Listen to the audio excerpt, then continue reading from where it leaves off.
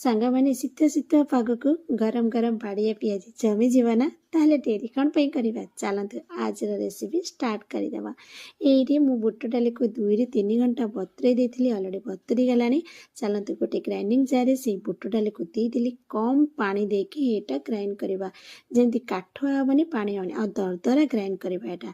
ये देखो साइड रे ये पियाज काटी देछि आ भूसंग पत्र धनिया पत्र कंचा लंका आंब कसी आ अदा नहीं सांग मैंने जब भी पियाजी बनाऊँ आंब कसी अदा ने ता सहित रसुण चोपा टी छड़े चोपा लगे ने। ये देखो भूसंग पत्र धनिया पत्र आंब कसिया अदा और रसुण को देदेली टे दरदरा छेचिदेवा। सांग मैंने आप ग्राइंड कला भी दे पारे किंतु ग्राइंड कला देले पूरा फिटिज पूरा माने मिसीज से टेस्ट एमती दरदरा देती आ छाणी खाइला बेले पाटे टे लगुव सतरे सांग मैंने जमीज खाइला बेले टे।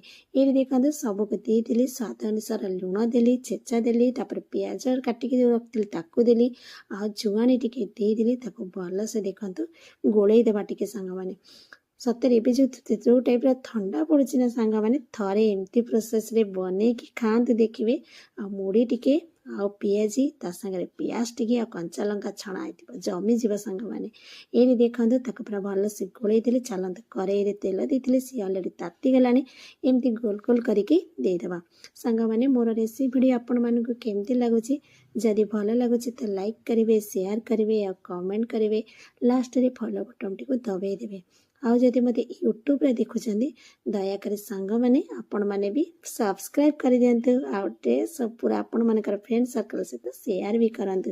ये देखो हो गलानी आपको चलते गोटे प्लेट को काढ़ीदवा आ यहाँ जेहेतु बाड़िया पियाजी ताकू आम टे प्लेट साहाଯ୍ୟରେ चापीदवा टे चापी देके पुणी ताको कड़े देदेवा।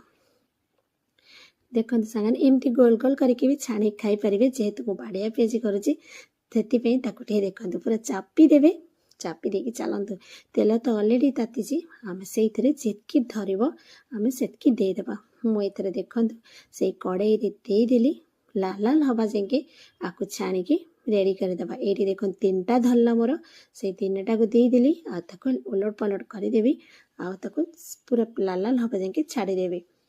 सांग मैंने मोर कथा मान जो थरे एमती प्रोसेस रे बनातु देखते केते सुंदर भाव रेडी होगा। आज रेसिपी तो कंप्लीट हो गलानी सांग मैंने पुणी आसबि आपण मान पाखक आउ गोटे रेसिपी नहीं से पर्यंत समस्ते भलरे रुहतु खुशी रुहतु। बाय नमस्कार ओम साईराम।